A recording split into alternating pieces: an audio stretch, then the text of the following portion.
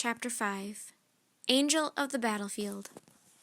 Jack still didn't remember who Clara Barton was. He pulled out the Civil War book and read.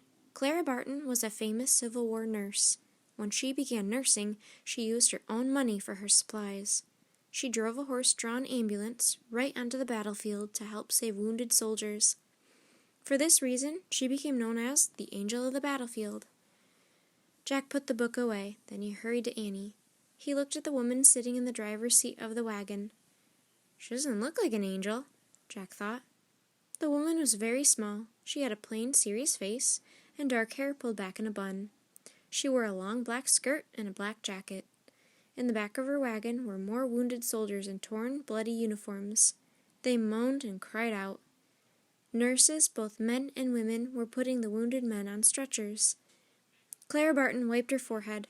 She looked hot and tired. "Can we help you, Miss Barton?" Annie asked. "Who are you?" said Clara Barton. "Jack and Annie," said Annie. "We're volunteer nurses." "What can we do, Miss Barton?"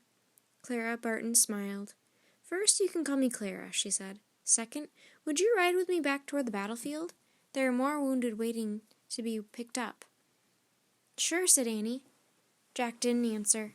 After seeing all the suffering men in the wagon, he was afraid of getting closer to the battlefield. "And you?" Clara asked Jack. Her dark, serious eyes looked right into his. Jack didn't want to admit he was afraid.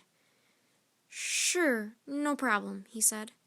"Very good," said Clara Barton. "Let's go." Jack and Annie climbed up into the driver's seat next to her. By now, all the soldiers had been taken out of the wagon. "Take care of my new family members," Clara called to the nurses. She snapped the reins. The horse-drawn ambulance rode off, sending up clouds of dust.